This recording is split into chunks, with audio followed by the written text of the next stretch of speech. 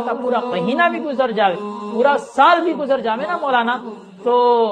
کیا کہتے ہیں کوئی فرق نہیں۔ ایک دن کا انٹرنیٹ 1 سیکنڈ کے لیے ختم ہو جائے، ٹھیک ہے، ایم بی ختم ہو جاوے تو فوراً فون کرو، بھائی کو بھیجو، اس کو بھیجو، یہ کہ خود جائے گا۔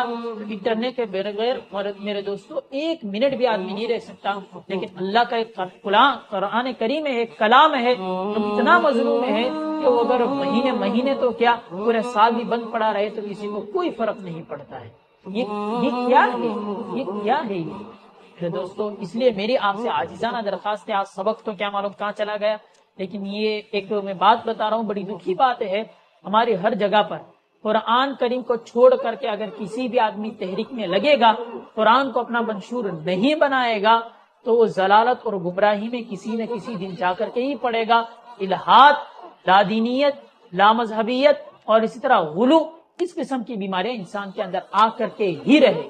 قرآن کے بغیر کوئی چارہ کار نہیں، قرآن کو اپنا منشور اور رہنما اور رہبر بنانا ہی پڑے گا، آئیڈیل اور نمونہ بنانا ہی پڑے گا، اس کے بنا چارہ کار نہیں ہے۔ اس لیے میری آپ سے گزارش ہے کہ اپنے گاؤں وغیرہ کے اندر آپ فضائل اعمال وغیرہ پڑھتے ہیں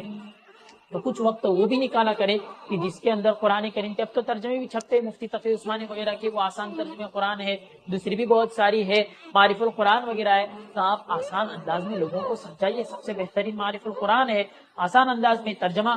جو لکھا ہوا ہے اردو کے اندر، تو آپ اپنے انداز میں اپنی بھاشا اور اپنی زبان کے اندر لوگوں کے سامنے سمجھائیے، لوگوں کا شوق بڑھے گا، ذوق بڑھے گا، ٹھیک ہے نا، اور جو غلو کی بیماری ہے وہ نکل جائے گی۔ اس لیے میں آپ کو دعوت و تبلیغ سے نہیں روک رہا، دعوت و تبلیغ ماشاءاللہ بہت اچھی جماعت ہے، ہاں، اور اس سے بھی لوگوں کو بہت فائدہ ہوا ہے، لیکن قرآن کو چھوڑ کر بھی مولانا یہ بالکل نہیں چلے گا۔